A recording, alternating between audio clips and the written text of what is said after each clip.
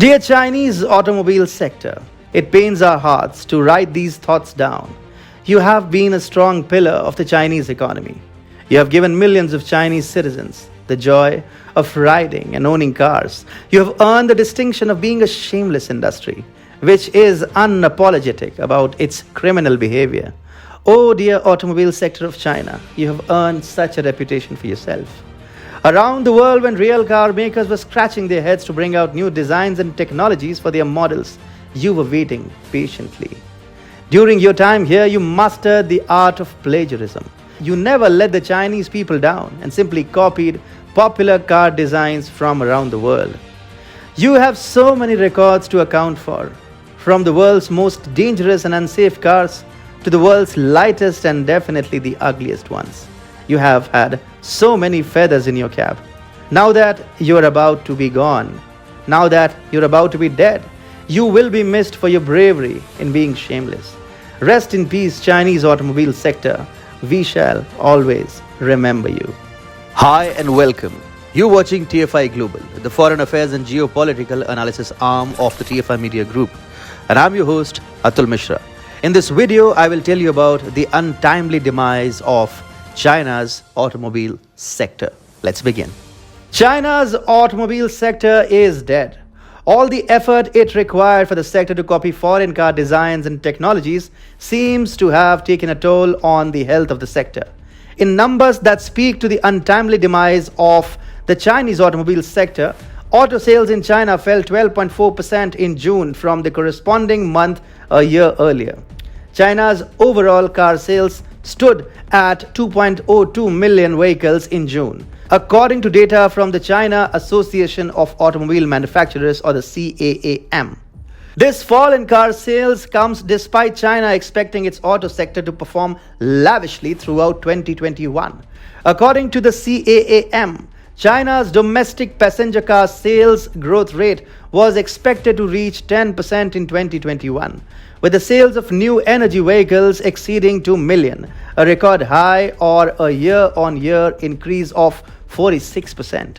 In May this year, China's auto sales fell by 3% on a year-on-year basis, and the trend seems to suggest that with every passing month, the sales are dipping. China is not getting enough semiconductor chips, and this has essentially killed the country's automobile sector. A 12.4% year-on-year drop suggests that China's auto sector has catastrophically been impacted by the semiconductor chip shortage. Despite the COVID-19 situation being much better in 2021, China's auto sector is simply not being able to keep up. According to a report by The Guardian, growth at factories in China has slid to a 4-month low, according to figures on Wednesday, as a result of semiconductor chip shortages combined with supply chain problems and rising raw material costs. Semiconductor manufacturers temporarily shut down their operations as the pandemic first took hold in early 2020, and their customers cut or cancelled orders anticipating weaker consumer demand. Ever since, the global economy has shown rapid signs of recovery, so chip makers are trying to catch up, and output is set to stabilize towards the end of this year or even 2022, owing to the long time it takes to produce the semiconductor chips. However, China's automobile sector does not have the time to survive till 2022. If June's figures keep repeating themselves or get further aggravated, and then COVID-19 is hardly over, future outbreaks could once again force chip manufacturers to halt operations, further damaging hopes of China's auto sector being revived. Interestingly, China could have very well relied on its own semiconductor manufacturer, Semiconductor Manufacturing International Company, or the SMIC, for making the chips which have proven so essential in auto manufacturing these days. Yet, SMIC is itself in a state of paralysis. Why? Because like all other industries and sectors, China's chip industry too survived on plagiarism and intellectual property theft, which the United States under Trump had clamped down on, leading to SMIC being rendered incapacitated to produce chips.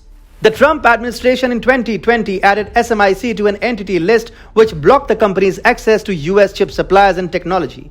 China has been reeling under a semiconductor crunch ever since, and the country's auto sector seems to be the first casualty of the Trump-era chip ban. China's auto sector is not the only one to have taken a hit.